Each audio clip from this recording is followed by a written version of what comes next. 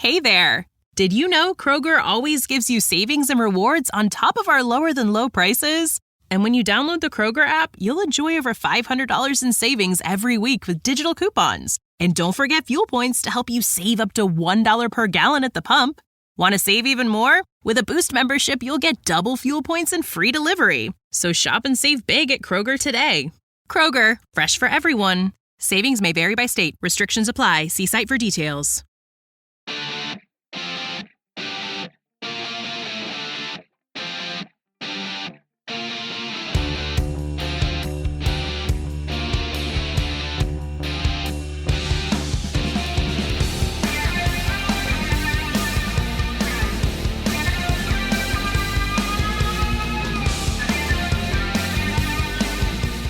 Hello, everyone, and welcome back to another edition of the Penscast Mailbag here at the Skating Penguin Network. I am Garrett Bahana, as always, alongside me for the Mailbag, fellow contributing writer over at Pensburg.com, Robbie Noggle, and the podcast recruit that everyone loves. You know him, you love him, maybe you hate him, maybe Brian hates him. It's Snail, or as he is affectionately calling himself, Flow Bro, and we will get to that question specifically as the mailbag rolls on. Before we dive into this week's mailbag, we have something of an announcement to make as the Penguins season, regular season that is, draws closer.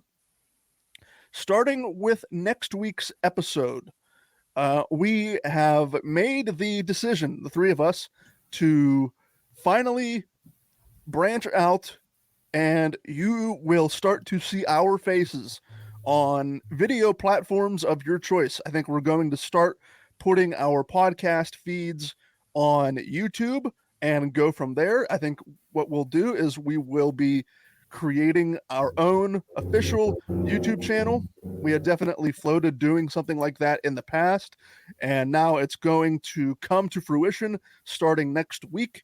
So starting with next week's mailbag, and from this point forward, again, starting next week, we will start delivering these podcasts in audio and video form. So if you like to engage with us, and if you consume more video content like I do personally, I spend a lot of my time on YouTube, then maybe this will be something for you. You can look at all three of our lovely faces that only a mother could love as we continue to give you our hot takes and analysis about the Pittsburgh Penguins. But that is next week, and we are here on September 19th, 2023, and we have a absolutely disgustingly loaded 27-question mailbag. It's going to be a behemoth, but we're going to get through all of those questions, starting with Robbie. He gets question number 1, Snail gets question number 2, I get question number 3, and we will go back and forth until the mailbag is complete. Question number 1 comes from Brian, and this question may have been posed before Babcock's official resignation, but Robbie, what are your thoughts coming out of Columbus with the Babcock situation and allegedly wanting to see players' phones and using AirPlay to show their photos, their personal photos of players on video screens? Certainly an interesting sort of scandal coming out of Columbus. Mike Babcock, as we record this, is no longer the head coach of the Columbus Blue Jackets, having not even coached a game for the team. So, Robbie, what do you make of this whole Mike Babcock Columbus Blue Jackets situation?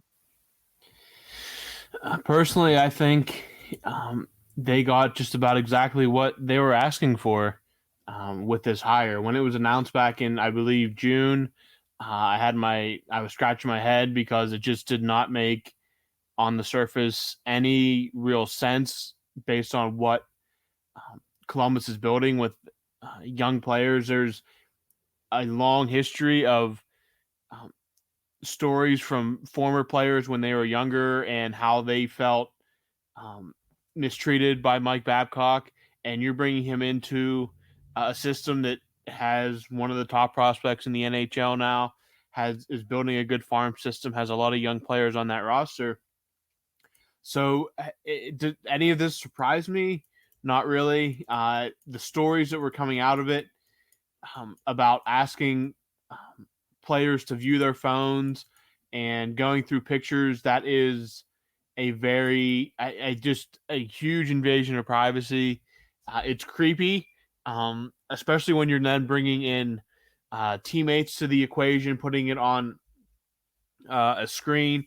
I know that there are plenty of ways to get to know someone better than going through their phone. And it doesn't even have to be private photos on the phone. There was people were saying about what if they have intimate photos and stuff like that. It's not even that. What if it's just a complete invasion of privacy, whether it is their camera roll is full of intimate photos or it's full of just your run-of-the-mill memes that you see on the internet. That makes no difference to me. I just view it as a complete invasion of privacy and a huge just violation of trust between the coach and the players. Remember, for this isn't these aren't two different groups that are on even footing. The coach holds the power over the players. He is the boss. This would never be acceptable in a white collar type setting, or even if you worked at a fast food restaurant, or if you work in a steel mill, if you work in an office building. None of this would be acceptable. It would be dealt with. It would be referred to the HR department, and there would be discipline doled out, and it ended with Mike Babcock resigning.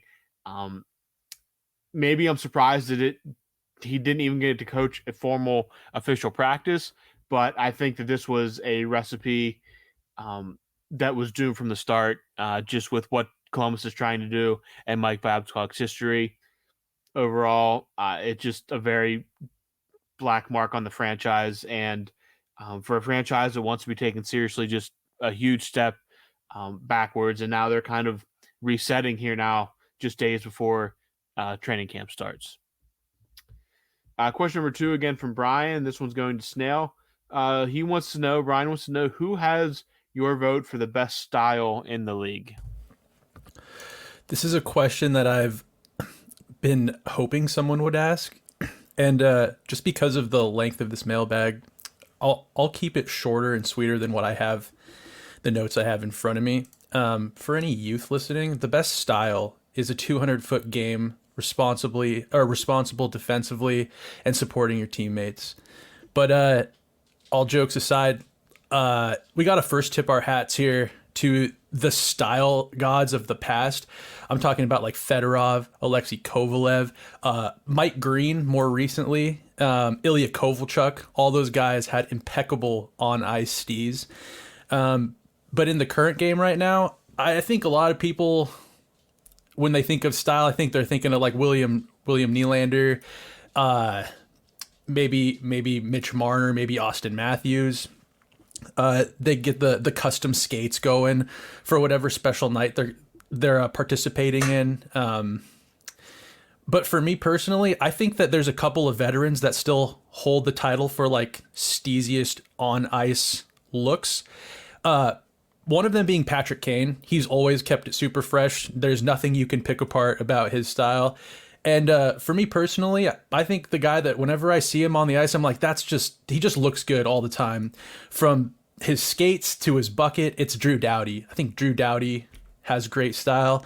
An honorable mention, I actually discussed this question a little bit with one of my buddies, and he was adamant that I include Kucherov in Tampa. Apparently I think he looks good out there. But yeah, I think it's got to be Patrick Kane or Drew Doughty, especially when Patrick Kane gets the little mullet going, his little signature mullet with the little the stripes in the side of his head. I think those guys kind of hold the title right now. One thing that I'm noticing that is going away in the game that bums me out a little bit as far as on-ice style is like these kids these days aren't rocking the floppy tongue. I think that the floppy tongue just like adds plus 10 to your style points. So I'll digress. We'll move on from this. So yeah, to answer it short and sweet, Patrick Kane and Drew Doughty. Question number 3, coming from Brian. Are you sad to see the fall off of former Penguin Alex Galchenyuk, a third overall pick by the Habs, and the main return in the Kessel to Arizona trade, going down to 3 minutes of ice time, and now he's off to the KHL, not to mention his off-ice issues? It's really sad to see from a player that, it's really sad to see a former player like that had so much potential.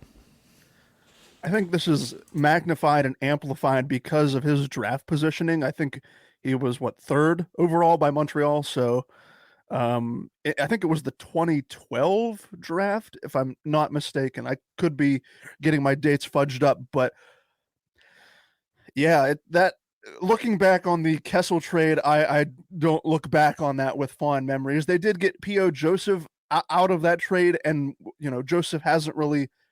He's become an NHL player. I don't know if he's become the top 4 sort of cornerstone that maybe Jim Rutherford envisioned, but back to Galchenyuk, dealing with some off-ice issues and seeing his playtime decrease in the NHL, now having to take a role over in the KHL.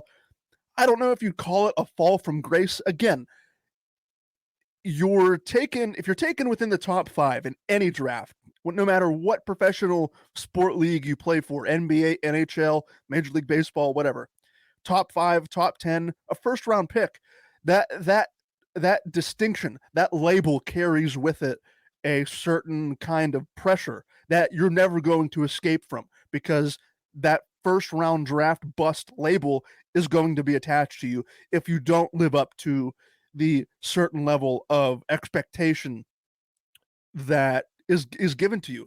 You're thinking a top 3 pick is going to come in and almost immediately dominate the NHL. And early in his career with Montreal, I think, signs were promising that maybe he would be one of the next big things at forward. And it has sort of dwindled down and maybe spiraled out of control from there. So it's unfortunate. I hope that for Galchenyuk's sake, all is well mentally and physically. After seeing some of the reports of what had transpired off the ice, maybe his NHL career is in the rearview mirror. Maybe he finishes out his professional career in Europe or maybe in the American Hockey League. But for his sake, I just hope all is well mentally and physically. And hey, he's still getting a paycheck to play a kid's game at the end of the day. It may not be under the bright lights of the National Hockey League, but he's getting paid a lot more money than maybe me or Snail or Robbie will ever see playing professional hockey. Question number 4 comes from Brian. Going back to Robbie here. With the Wilkes-Barre-Scranton Penguins going to be a better, deeper team, do you see them potentially being a Calder Cup contender? So I don't pay that much attention to the AHL teams to say that they'll be a Calder Cup contender, but they're definitely going to be seemingly a better team this year than they have the past 2 or 3 years, because that was one of Kyle Dubas' main goals, was to make that team better, and he wanted to making that better gave the Penguins more depth through the system for injuries and call-ups and whatnot. So making that team better kind of helps out the big club as well. Now, whether or not where they'll be at competing-wise, I can't really say with any certainty. I just know that they'll be better. They've really kind of struggled the last few years. They've had great teams in the past. They've never won a championship, but they've had some really great teams and not that long ago. So it's really good to see some emphasis being put back on the AHL team, even if it's just to get more depth and more talent down there to help with call-ups. And it helps those younger guys develop too. I mean, getting some experience with guys that have played professionally, played in the NHL, that are more skilled than maybe your average run-of-the-mill AHL contract guy. It's going to help those younger kids too develop, especially in practice when they got to go up against these guys. So being able to improve that team it was a big goal of Kyle Dubas this offseason, and it seems, at least on paper, that he's done that. It won't matter until the puck hits the ice, but we'll find out soon enough. how much improved it is, but it'll be interesting to watch how they perform under this new management. Question number 5, again from Brian here. If you could make a Bash Brothers pair with 2 current NHL players, who would you pick? You guys can choose any position, but I'll keep it true to form and keep with 2 defensemen in Radko Gudas and Jacob Trouba. So I guess before I give my answers here, I've got to ask. I think I'm going to direct this to Garrett. Do you know who the Bash Brothers are, Garrett? I vaguely Googled Bash Brothers when I was putting this together. I think it's Major League Baseball. I'm pretty sure. No, it's not. The Oakland Athletics. Wait, is it? Jose Canseco and Mark McGuire. None of you guys watched the Mighty Ducks movies? That's what I was getting. The Bash Brothers is actually from the Mighty Ducks movies. I was all of a sudden like, holy shit, do I not have no idea who the Bash Brothers are? That's the first thing that came up when I Googled Bash Brothers. I have not seen the Mighty Ducks movies, so... Oh my God. Look, that's a conversation for another day here, gentlemen. Okay, I mean, you're from Seattle and haven't watched Frasier, so you can't really... You don't have much Fair. Not a whole lot, but so I was going to say, I love the Mighty Ducks movies. I have them on VHS and I watch them multiple times a year. Garrett, do you know what a VHS is? Yes, Snail. I what do you think? I came out of the womb yesterday. Of course I know what a VHS is. I'm just kidding. I've seen some hilarious videos of like younger people in the NHL being asked what a cassette, like a video VHS is or a cassette, and some of them have no idea. So well, that's the thing. Like some of those people are my age. I'm 25, and go up to any 25 or 25-year-old or younger, and I guarantee you get a mixed bag of responses of what a VHS or a cassette tape is. Okay, so in the Mighty Ducks, there are 2 defensemen, and they're called the Bash Brothers, and they just like run dudes through walls. So, I love this question, and honestly, Brian picked like I think the 2 quintessential Bash Brothers that are in the NHL right now, being Gudas and Trouba. So just so I'm not copying his 2 defensemen, I picked Nikita Zadorov and Brendan Dillon. I think those dudes are 2 absolute mutants out there and fit the identity of Bash Brothers. And some honorable mentions I would say would be not defensemen, would be Nick Delorier and Brandon Tanev. Those guys both run around and do their thing, make space out there. So that's who I would choose for current NHL players. That would be the Bash Brothers. I was thinking one of the first guys that came to mind, though, was Dustin Byfuglien, but he unfortunately is no longer in the NHL. I really miss that dude, watching him play. All right, question number 6 from Brian. Do you really think the NFL is scripted? I don't know, but I saw some guy tweet that Aaron Rodgers was going to tear his Achilles 4 hours before the game, so it's questionable unless he knows Doc Brown and Marty McFly. The thing about these not Brian's question specifically, but the rumors that circulate saying the NFL is scripted or professional sports are scripted, is that, I mean, those kinds of statements delve too far deep into conspiracy theory territory. And if you know one thing about me, it's that I'm not big on conspiracy theories. Look, I could sit here, I could go on Twitter right now and say, TJ Watt is going to have 7 sacks in next week's game against the Las Vegas Raiders. And 99.999% sure that doesn't happen, but in the 0.0001% chance that it does happen, I look like I know something that nobody else does. The guy that tweets out Aaron Rodgers blows his Achilles out on that turf for his first game 4 hours before it actually happens, I think that's just coincidence, happenstance. There's no way that guy, like the people that genuinely believe that the league is scripted, if that were the case, then like the Los Angeles Rams or one of the New York teams would be winning the Super Bowl every year because that's because those markets are the biggest markets that the NFL operates in. The idea that it's scripted is a bunch of malarkey. I don't buy it. The lengths that you would have to go to script all of those things week in and week out. There's so many variables at play. I think it's just funny happenstance that the guy tweets that Aaron Rodgers was going to blow his Achilles out.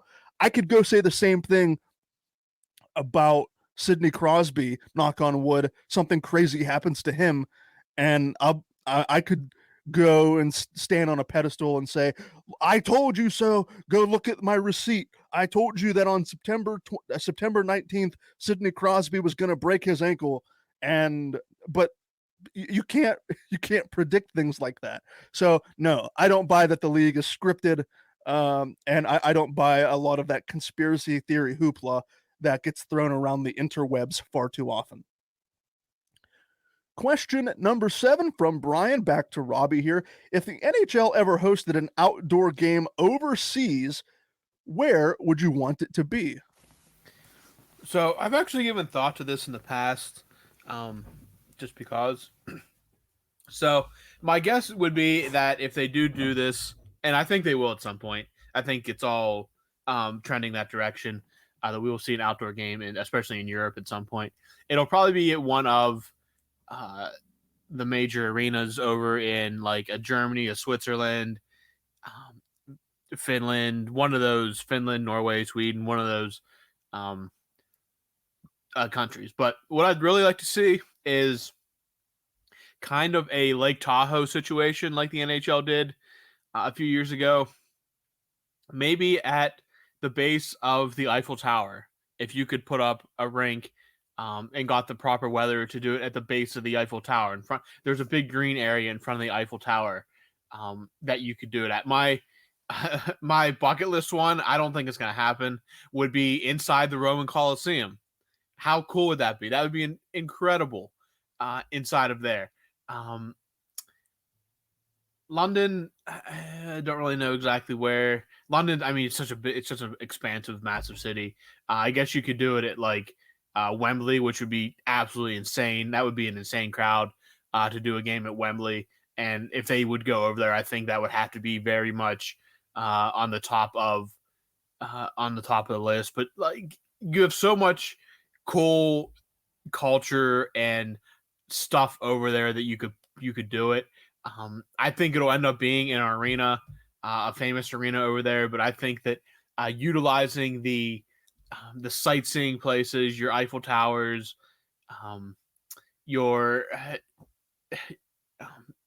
Eiffel Tower, somewhere in Berlin outside Brandenburg Gate,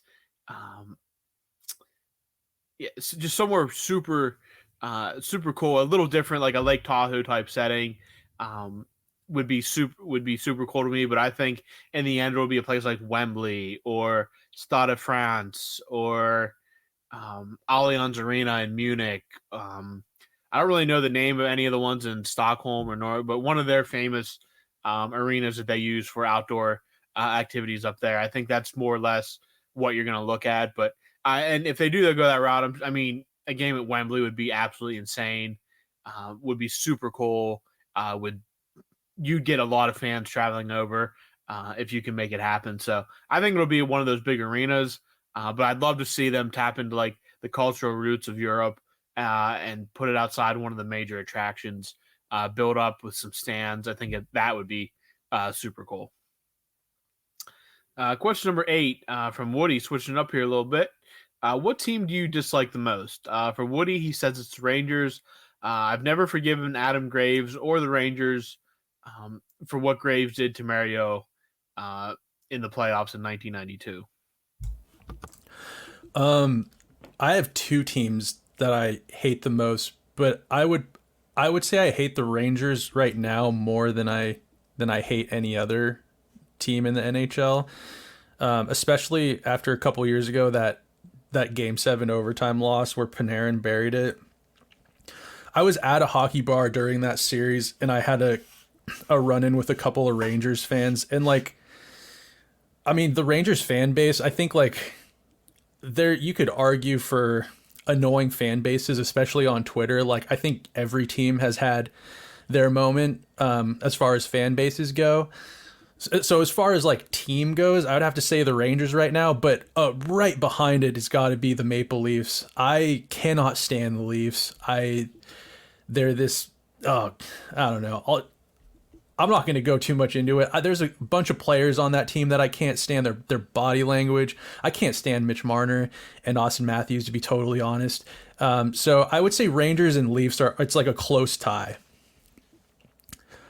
Question number 9 here, coming from Woody. You have to pick a tag team partner for a wrestling match. What Pens player do you want in your corner with you? He wants Ulf Samuelsson.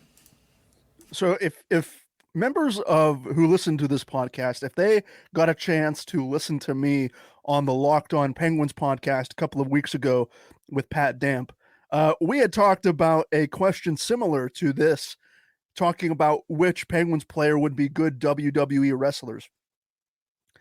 And I'm going to maintain continuity here and take my answer from what I gave Pat when I recorded that podcast, and I will keep it here. And I will say Georges Laraque, former Penguin, I would want him to be my tag team partner in a wrestling match. He wasn't with the Penguins for a long time, but I mean, look at his listed height and weight: 6'3", 243 pounds, according to Wikipedia. And I've seen some reports say that Laraque at some point weighed up to as close as 270 pounds. So imagine a 6'3", 270-pound bruising force of a freight train coming right at you.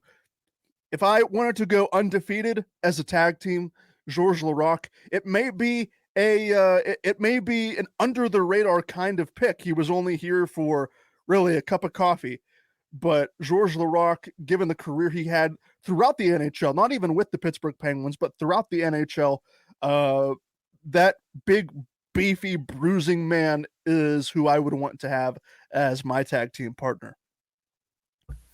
All right, switching it up here, going back to Robbie. Question number 10 comes from Kim from Denmark. Who do each of you think is the greatest player, all-time greatest player at each position? Goalie, defender, center, and winger. So pretty straightforward for me. I go with goaltender.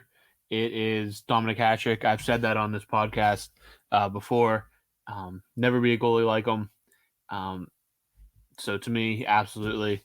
Why do we have... Okay, we have this question on here twice. Number 14, I think Garrett accidentally copied it over twice. 10 and 14 are the exact same question. But yeah, Dominik Hasek in goal. Defender is Bobby Orr. Again, could be a good amount of names of that list, but I stick with Orr there. Winger, I got to go Ovechkin. Probably going to break the goals record here in the next few years if he can stay healthy. And because I will die on this hill forever as a Penguins fan and as a true understander of the game of hockey, the best player of all time, and he plays center, is Mario Lemieux.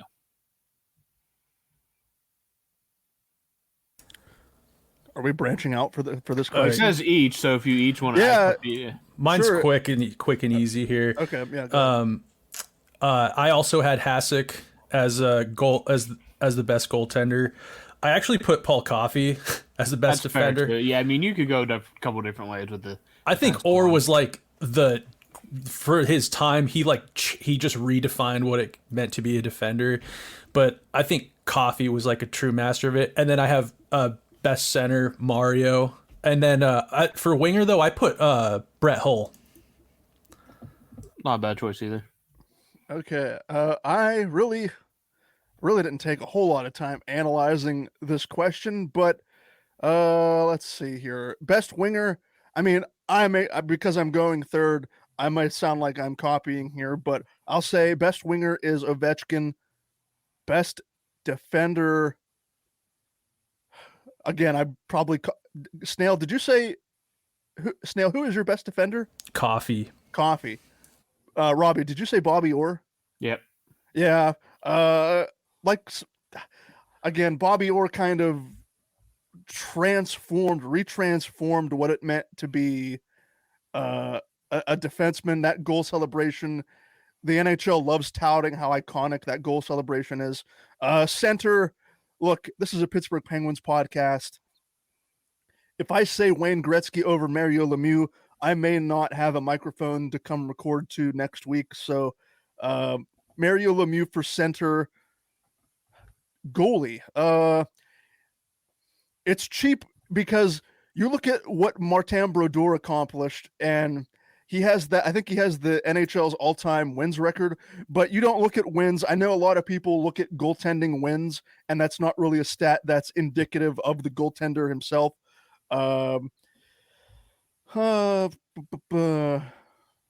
goaltender of all time, Jim Rutherford. We will end on a funny note and say Jim Rutherford. Oh, geez.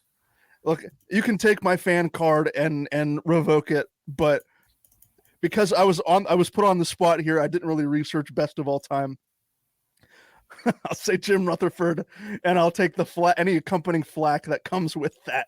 So yeah, that's my list. I basically copied Robbie, Snail, and for best goaltender of all time, you get the one and only Jim Rutherford. All right, question number 11 from Woody. The Super Bowl or Game 7 in the Stanley Cup Finals? You can only watch one. What are all three of you choosing? Woody says for him, it's the Stanley Cup. Give me the Stanley Cup. Wait, did it say Game 7? Game 7, dude. Give me Game 7 of the Stanley Cup every day of the week and twice, if not thrice, on Sunday. Robbie, are you going Stanley Cup too? I guess it depends on my team's playing in it, right? Oh, yeah, I guess that's true. If you want to be technical. If the Steelers are playing in the Super Bowl and the Stanley Cup is like Vegas versus Tampa Bay, I'm sorry to the NHL, but I'm absolutely watching the Steelers at the Super Bowl. And I guess vice versa would be the same if the Penguins were in Game 7 of the Stanley Cup Final versus just two random teams in the Super Bowl. But I will say, as a lifelong football fan, the Super Bowl was always kind of held like it's been very high on my list of like I just want to attend one someday. So, I mean, Game 7 of the Stanley Cup Final obviously would be insane. The Super Bowl was kind of like taking on like its own aura of within itself. So, I mean, I definitely kind of lean towards Super Bowl. Would all depend on what my team situation is in this, but I would generally, if it's like four teams that I have no interest in, taking all favoritism out of it, I would take the Super Bowl. I'll end this question here. I'll probably go with Stanley Cup, Game 7 Stanley Cup. If we want to put the asterisks next to it, if the Penguins have to be playing in that Game 7. Maybe it's because it happened more recently than a Steelers Super Bowl victory, but seeing that I can still vividly remember the anxiety that I felt in 2016 and 2017, watching those Stanley Cup final matchups, the drama that I think comes with a Game 7 after you play 6 prior games of competitive hockey. I think the drama for me, again, my team has to be in the championship game for me to have a dog in that fight. So I will put a bow on this question and say Stanley Cup final Game 7 for me. All right. Question number 12, I believe, from Kim. If Mario Lemieux had played on a similar team as Gretzky did, do you think he would have as many points per game? This is an interesting question, one that I'm not going to dive too deep into the weeds with, because I think no matter where Mario Lemieux would have been drafted, Pittsburgh, Edmonton, anywhere in the league at that time, St. Louis, anywhere. I forget who else was trying to tank for Lemieux in 84. But you put Lemieux anywhere, his greatness was not bound by any one team or any one collection of players. He would more than likely have gone to any team that would have drafted him, and his greatness would have been on display. Now, would that team's management surround Lemieux with players like a Jaromir Jagr, Paul Coffey, all of the great elite players that we've discussed on this podcast before, talking about those teams in 1991 and 1992. Would the executives surround Lemieux with that kind of talent? Again, you can't really say for certain because there are so many variables at play, but had Lemieux gone anywhere else other than Pittsburgh, I firmly believe his greatness, his ability for the game would still be right there. And the rivalry between Lemieux and Gretzky throughout the 80s and 90s would still have emerged as one of the NHL's real defining moments as a sports league. So Lemieux would have had success anywhere he would have went, but aren't we all glad that he had success right here in the Steel City? Question 13, I believe, staying with Kim, going back to Robbie here. What is your favorite holiday location, and where would you like to go sometime on holiday? Yeah, so you definitely tell Kim's from Europe with how she worded that question, or he, I don't know. I apologize if I got that wrong there. Europeans call it holiday, we call it vacation. Favorite holiday location is a very good question. On my bucket, I have like a long bucket list. I really want to go to Japan. I really want to go to Tokyo, Kyoto, just to experience that culture and eat that and try their food because I love sushi. I know that they have like ramens and stuff like that. Very interested in going to Japan someday. That's definitely high on my bucket list. Maybe one that people don't expect, but one that I've kind of put up there too is Morocco. Just that culture is fascinating to me. I know people that have vacationed there before, and they said it is absolutely phenomenal. So yeah, Morocco is up there as well. And number 3, and this one's probably a little more doable in the short term, but going to Banff in Canada, the national park up in Western Canada.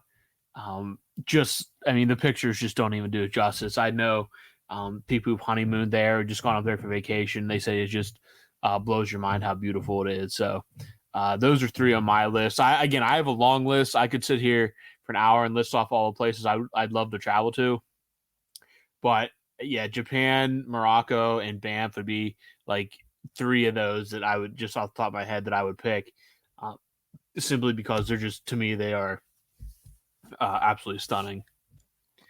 Go to 15. Go to me at 15. Yeah, like you said. Garrett. But actually, that question is different. It's in the NHL. Like I took that as like right now, like current players. I don't think we need to rehash that. I don't know. My list is vastly different than it was for that one, just because All right, those ones are all retired guys. Okay, we'll just roll through it then as is. Who do each you think the best goalie, best defender, best center, and best winger in the NHL or active in the NHL? This was super easy for me. Goaltender, give me Vasilevsky. Defenseman, Cale Makar. Center, I'm going with Sid every day of the week.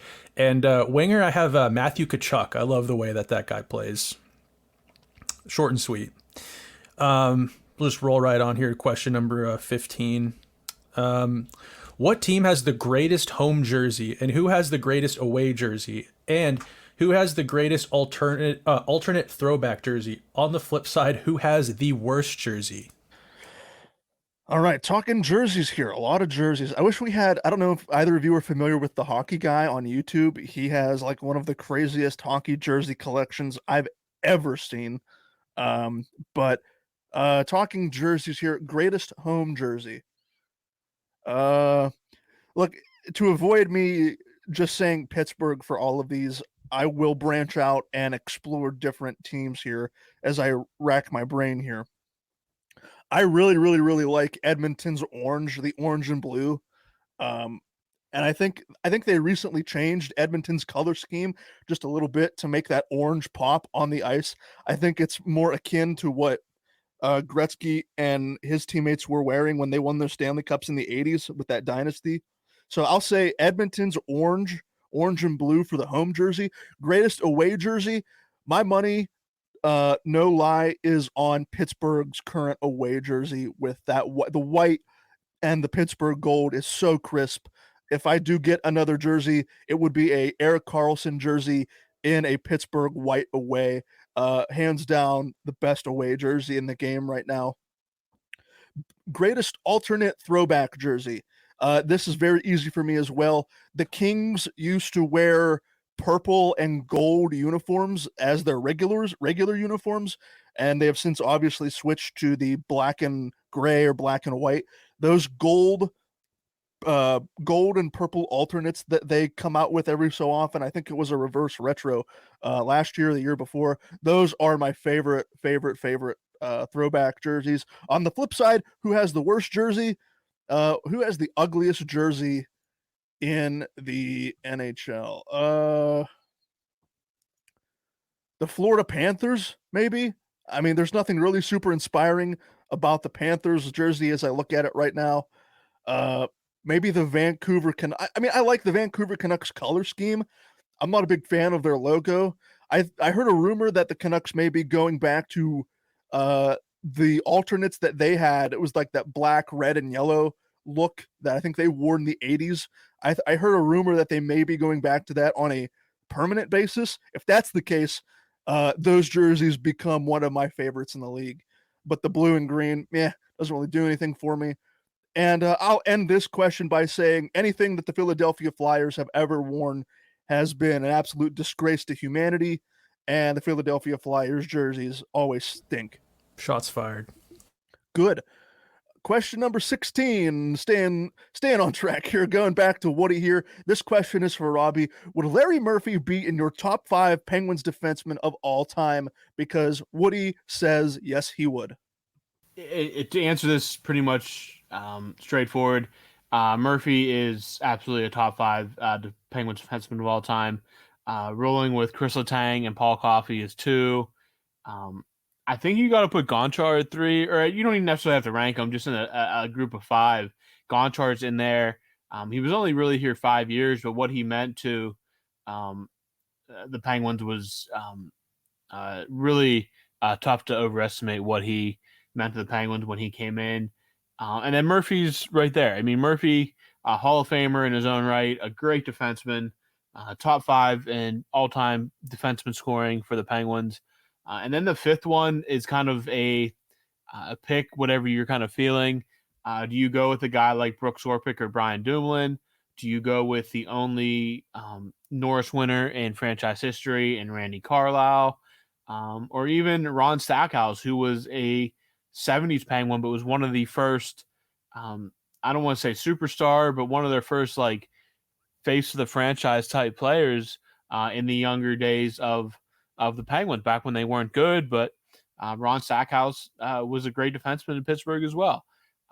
It really all depends on where you want to go. And hey, fingers crossed that maybe after Erik Karlsson's done in Pittsburgh, the top 5 is a little more clear cut with him taking over, him being the solid 5th guy in that group as well. But I think anything that involves any group that involves, when you're talking top 5 defensemen in Penguins history, has to involve Larry Murphy. 2 cups, Hall of Famer. A really great player and really important contributor to what the Penguins did during his time here. Question number 17, going back to Brian here. If we're about 2 months into the season and the bottom 6 is struggling to score, but being very defensively sound, how do you see Dubas and company handling the situation? Do you think they'll take a Jim Rutherford approach or more of a Hextall approach? So I think that, let's say, 2 months into the season and the bottom 6 is struggling to score, but they're being defensively sound. I think Dubas is a mover and a shaker. Like, I think that he will be, if things aren't working, I think he will be whittling away at the roster. He's not, a lot of these like bottom 6 guys he signed, I mean, he's not married to these players. It's not like in Toronto where, I don't know if you guys remember, but he was bringing all these guys he has ties to from his time in Sault Ste. Marie. it's not a situation like that. I think that Dubas is cut from a similar cloth as Jim Rutherford.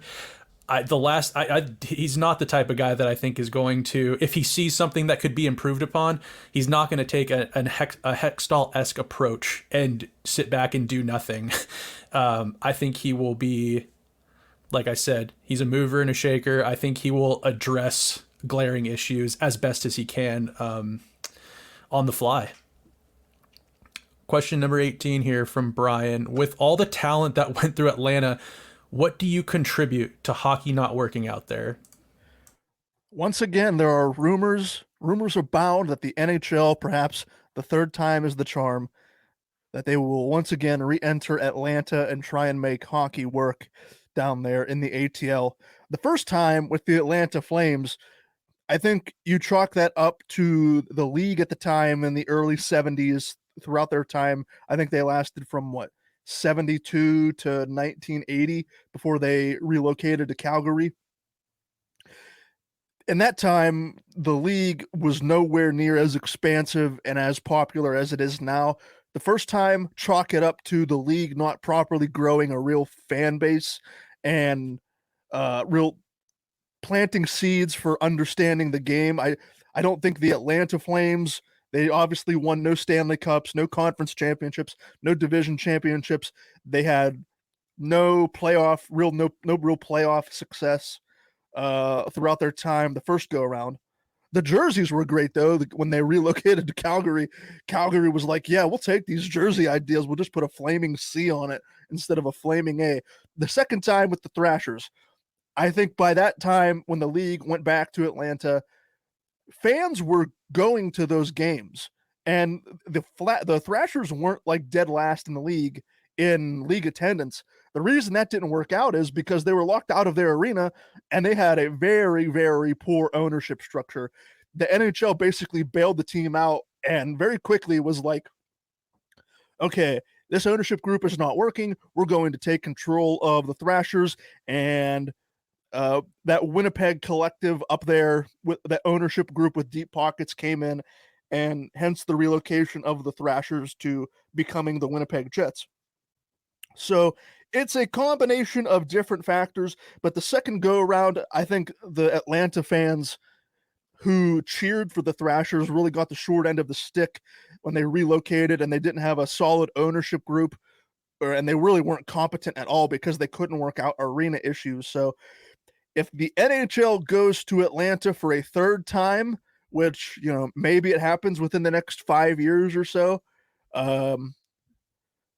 third time's the charm, I guess you say, and you hope that hockey can be more permanent in the ATL than it has been in the previous two attempts.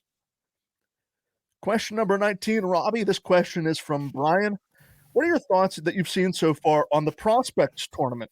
Any big standouts or key things that you've seen so far? So I was kind of paying attention to it a little bit on the periphery, just to get some names, get familiar with some guys that will be at least in camp for a little bit, maybe playing a preseason game or whatnot. But the two biggest names I saw stick out were 2023 first-round draft pick Brayden Yager. There was one highlight of a goal he scored, which was absolutely disgusting. Just a very strong move with a great backhand in tight. Fantastic to see from a guy that basically is their top overall prospect in the system right now. There was some frustration when he was picked, but I think everything we saw from the Prospects tournament makes you feel a little bit better about it. He definitely looks like he could be a special player. Just would be interesting to watch how he develops this season. I believe he'll be back in junior for at least another year. So yeah, keep an eye on that. Brayden Yager, looked like he absolutely was fantastic in this prospect tournament. Looked really good. Another one is one that a name that you might hear sooner rather than later, and that is goaltender Joel Blomqvist. Basically, when he was drafted, his big attributes, his big upside was he is an athletic freak, and he can make unbelievable saves just because he can. His athleticism and his flexibility is just off the charts. And from what I read on the Prospects tournament, all that was on display. His technique still is a little rough around the edges. Again, this will be his first won his first full season in North America and his first full season, not his first full season as a pro. He played pro over in Sweden, but it will be his first full season on North American ice, playing the North American game. So, we talked a little earlier about how good Wilkes-Barre could be. He's going to be a very key part in that because he's going to get a lot of action in goal. It'll be interesting to see how he's not a huge goaltender, but he is apparently just an athletic freak in net, and that can go a long way if you can refine the other parts of your game.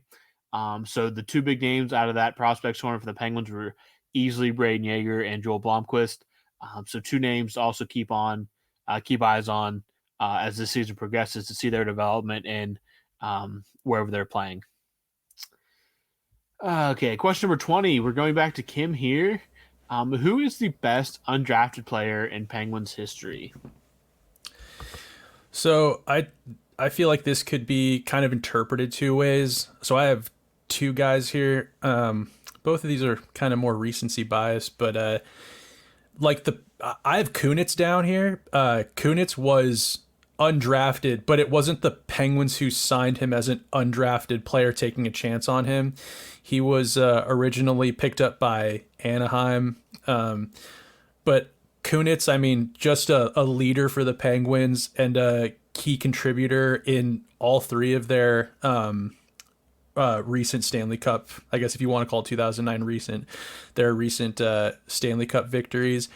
But I have, as a player that the Penguins picked up that also played a huge role in the back-to-backs that was undrafted, was Connor Sheary. He hopped right in on Sid's wing, major contributor, a small player, played super mightily. He's, I think, the first and foremost, like the guy I think of as a guy they took a chance on that panned out and really contributed and helped the Penguins achieve a lot of success. I'd be curious to know if Garrett or Robbie do you guys have any opinion on this as far as undrafted players in Penguins history? I have a soft spot. I'll always have a soft spot. You mentioned Kunitz. That was the first name that came to my mind. The second name, Pascal Dupuis. Again, a lot of that is recency bias, but those two players will always have a special place in my heart. They just came up on top of Crosby's wing. Those were his preferred line mates. And just when that's really my formative years of when I really started to get into hockey, watching those guys alongside Crosby. They just happen to both be undrafted. So a more personal thing there, I guess, but Kunitz definitely, and I'll say Pascal Dupuis. Yeah, I kind of roll with the same. I mean, Sherry is a big one because definitely more recency bias there. But Kunitz is a big one. Any of those guys, and again, recency bias does play a factor here, but you win a cup in Pittsburgh, doesn't really matter when you won it or how you got into the league. You're going to be remembered in Pittsburgh for a very long time. I think two other guys, again, these weren't guys that weren't drafted and the Penguins picked them up, but they were undrafted players who made impacts everywhere they went. I think two honorable mentions is Joey Mullen and Ruslan Fedotenko. If you guys remember from 2009. Ruslan Fedotenko. That's a name I haven't heard in a long time. He was unreal, man. But yeah, I think Kunitz is just like Garrett said, first and foremost. But again, he wasn't an undrafted player that the Penguins picked up as an undrafted. He was traded for. So anyways, we'll move on here. Question number 21 from Brian. You've now seen the flow and the response flow from Snail. East versus West. Whose flow is better? This is the one question I specifically wanted to answer this question. And Robbie, we will get your thoughts. I don't know if you've seen the pictures on social media. I have been waiting weeks, and I called Brian out, I think multiple times, to send a picture of his hair, or as we're affectionately calling it, flow. And I have to tell you, for those listening, underneath Snail's name on the software that we're using to record, he has the hashtag FlowBro underneath his little name tag there. So, but this is the question I really wanted to answer this week: the best flow, East versus West. Really, this is a battle for all the marbles here. Flow supremacy. Who will take home the championship here? You may expect me to say Snail, but I looking at both, Snail has a very, very good facial hair structure, I guess, if you want to call it that. Thank you. But flow wise, for what's on top of your head, I will go with. I will give the edge to Brian there. But so Snail is not left out. He gets a stick tap for the facial hair. Brian will take the championship this year with best flow. So the championship goes to the East Coast in this game. Question number 22. I believe this goes to Robbie. We're back answering another question from Kim. Robbie, it's a very simple question. What is your favorite movie? I mean, man, that's a loaded question, isn't it? Boy, singular favorite movie.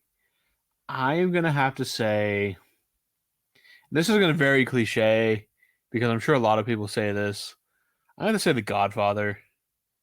It's just, I mean, it's the perfect movie, right? Like, Interesting. There's very few, there's very few flaws in it, if any, to me at least. And again, that could change if I go and watch another movie as well. I'd put Return of the King up there. Again, another movie I'd find to be near perfect in about every way. But if I had to say, I'd say The Godfather, just because it's probably the most near perfect movie, in my opinion, from start to finish. Snail, I want to get your thoughts. What's your favorite movie? Oh boy, I wasn't prepared for this. Favorite movie, man. What would? Can you go before me and give me a second to ruminate? I guess. If you follow me on social media, you know I make my love for the Star Wars franchise no secret. A movie, just because it's Rise of Skywalker does not mean you should feel ashamed. Okay, I'm gonna pretend like he didn't say that, and I will say though, my favorite of the sequel trilogy is The Last Jedi. Oh, it's phenomenal. I hate people that say it's bad. It's the worst. Yes. It's absolutely one. It's clearly, again, and I'm not a hater on the sequels like some people are. Yeah, it is clearly the best of the sequel movies. And I would, again, I kind of lean toward Rogue One as being the best Star Wars movie, but I think that it is not. I would put it behind, maybe third, fourth. If I'm putting Rogue One at first, Strikes Back, New Hope, and then Last Jedi. I think for me, I think I'll go. I mean, we could have a whole podcast episode talking about this. Out of all of the films, I'll say Empire is my go-to number one out of all of them. So, but you mentioned Return of the King. That really just jogged my memory.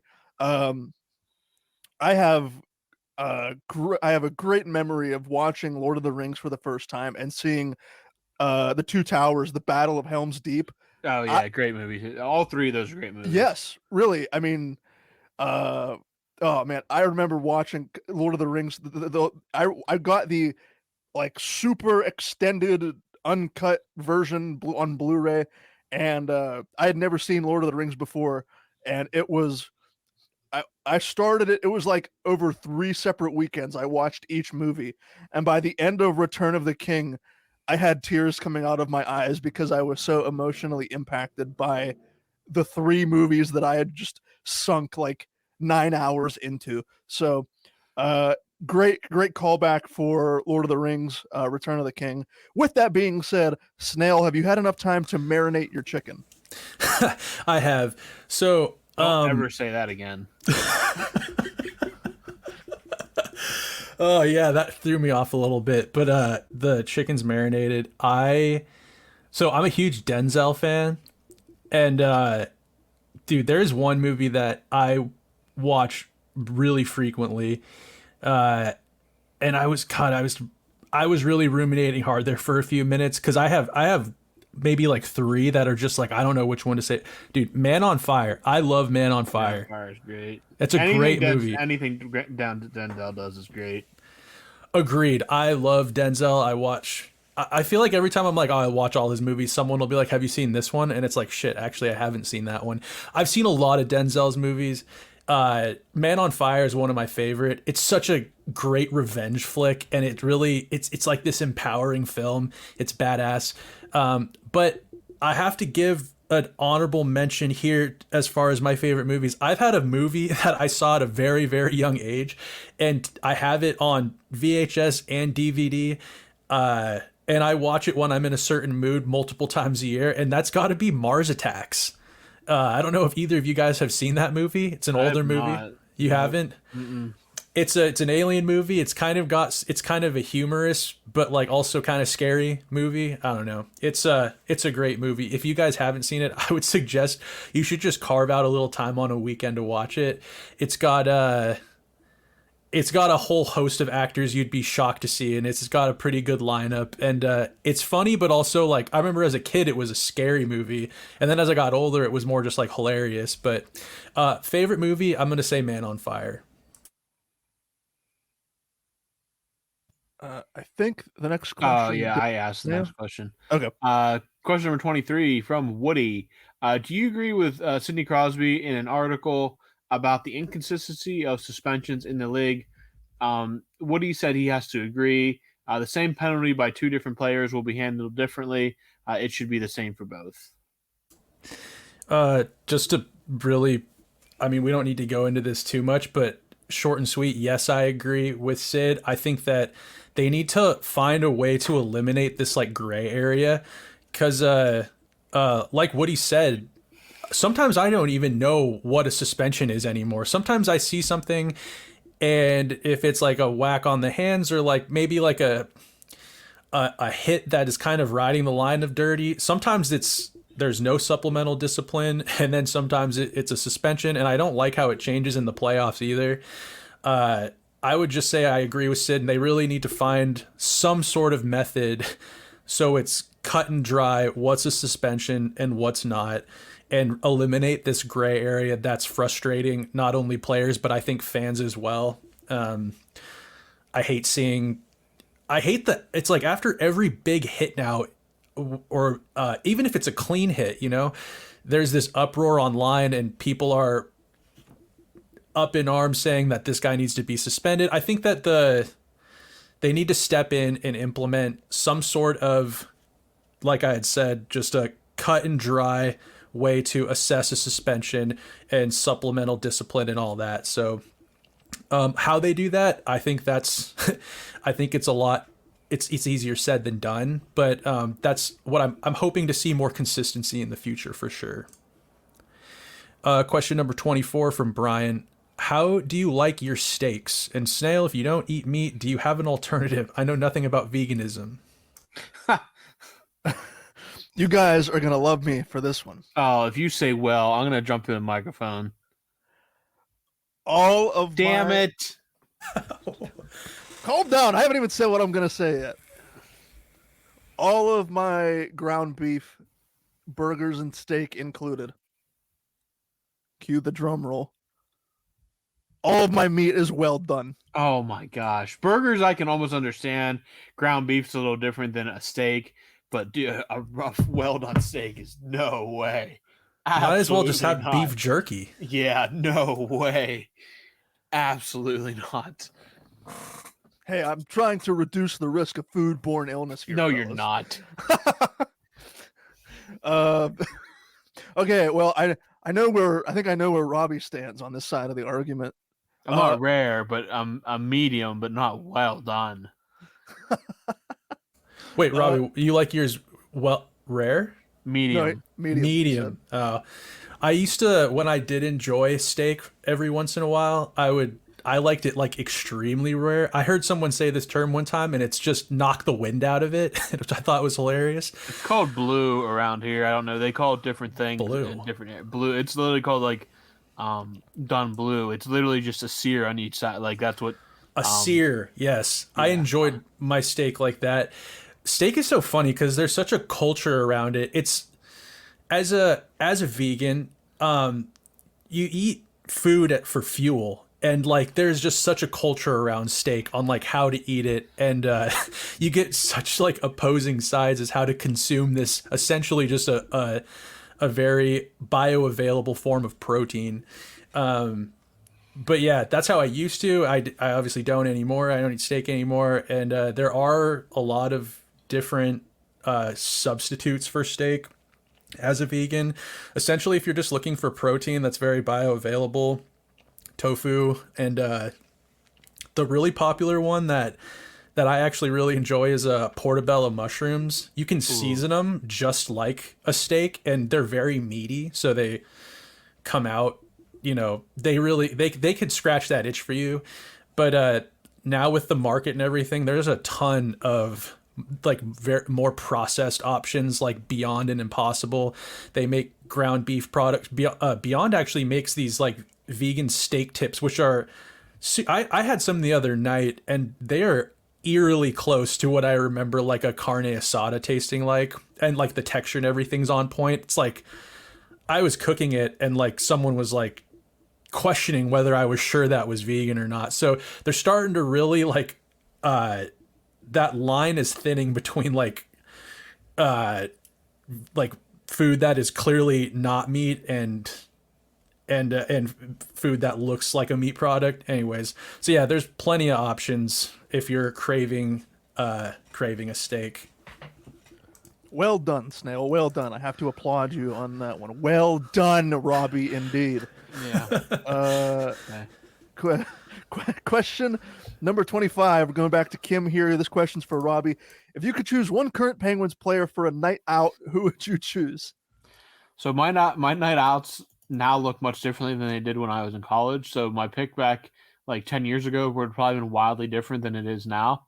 I'm going to go with the classy man himself and go with Sidney Crosby.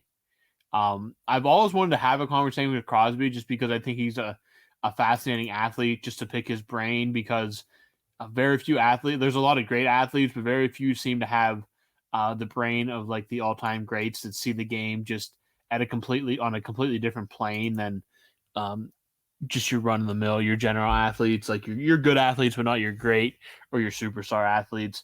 And I think he'd be a pretty good conversationalist when you get him one-on-one. I think he kind of gives off a hint of maybe boring, but sometimes that's good to just sit down and have a conversation and try to just pick that brain a little bit. Malkin would probably be fun too, just because I think once you got him talking, he wouldn't stop. So either Crosby or Malkin, but I'd probably lean Crosby on that one. Who would Robbie of old pick if you're going out for just a wild? Oh man, so like today's Penguins. Let me look at like today's Penguins. It probably would have been like, I mean, again, even like this team's not young anymore either. Friedman seems like a freak. Friedman would probably be an absolute animal. I saw POJ was at like a big music fest this summer, so he'd probably be fun for that kind of thing. Do you guys remember when they won? I think it was 2016. Do you remember? It's the picture is ingrained in my head of like Brian Dumoulin shot. Yeah, Dumoulin would have been Dumoulin before like he got married and had kids would have been pretty. Any of those like young like Russ, Sherry, any of those guys during those years would have been completely unhinged. And another guy that was completely unhinged would have been Carl Hagelin. Oh yeah. I mean, he had kids and a family, but like I remember after the 2017, watching the behind the scenes of like the 2017 Cup in Nashville. He came down the day after before they left to get breakfast, and he had sunglasses on, and he looked like he had not slept in like at least 2 weeks, and he was completely just absolutely mashed. Gensel would have been fun too when he was younger too. I think Gensel definitely would have been a party as well. And I mean, like Crosby and Malkin all party and stuff when they were younger too. But yeah, right now I'm definitely more in the let's sit down and have a nice conversation with Sidney Crosby kind of vibe. All right, question number 26. Yes. Do you like having NHL players compete in the Olympics? This is from Woody. He says he does not. When the United States beat Russia, I'm assuming he means in 1980, with non-NHL players, it was the best feeling in the world. I don't like any pro athletes competing in the Olympics. Oof, that's a take. I thought that was such an interesting take, and I don't agree. I initially don't agree, but I kind of like that. I've heard people say that like the Olympics shouldn't be pro athletes at all. It should just be like almost like a military draft, like just random representatives from your countries go and compete. And kind of like in that similar vein, I'm like, yeah, maybe getting more of like these not pro average Joe type athletes to compete, that might be like that entertainment value. It'll either be like hilarious and awesome or it would suck. But I mean, ultimately, I don't agree. I want to see best on best, especially with just like the crop of players we have right now, where you have, you're going to have Bedard stepping into the league with McDavid, who's established himself, with Sidney Crosby on the back nine of his career. I mean, that's Team Canada. That's not even, US, that's not even the US, but that would be amazing to watch just historically. So I get why, it hasn't happened. It sucks. These owners, they don't want to risk losing a star player. Only the best go overseas or wherever the Olympics are, and you don't want to risk them getting hurt, or the last Olympics with COVID, kind of the unknown of if you got contracted COVID or whatever. I get it. But I am on the side of I want to see that best on best, specifically given just the talent in the league right now. Do either of you have a take on that? Do you guys want to see best on best? Oh, absolutely. Yeah, absolutely. And like, you can't have non-pro athletes in today's world. Like, they say that they want amateurs, but all these athletes are getting paid now. Like, it's not, I mean, it's just, no, I want the best. That's what the Olympics is. Like, I want the best athletes there. I don't want to watch amateur athletes. I want to watch the best athletes go head to toe. That's how you determine champions. But no, I want best on best. I concur with both Robbie and Snail. Okay, we'll move on to, I believe this is our last question for the day. It's coming from Kim, and Kim would like to know if you could choose one car for free, which would you choose? I'm not really a car person. As long as it gets me from point A to point B, then and it runs, it functions well, then so be it. I mean, I guess everyone would want a Lamborghini or what are the other fancy car? BMW, Tesla. Screw Elon Musk. No, I'm not really an EV. Yeah, I don't really. Again, it's the area I live in more than anything. I don't have nearly enough Same. EV stations around here. Yeah, I don't think Robbie and I live near super densely populated areas, like, so that would be an issue even if I had an EV.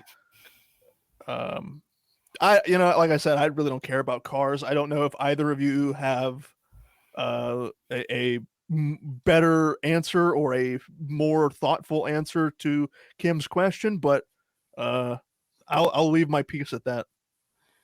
I'd want like a classic Corvette, kind of like American muscle car kind of thing. Again, not a huge car guy, but that's kind of where I would fall on that.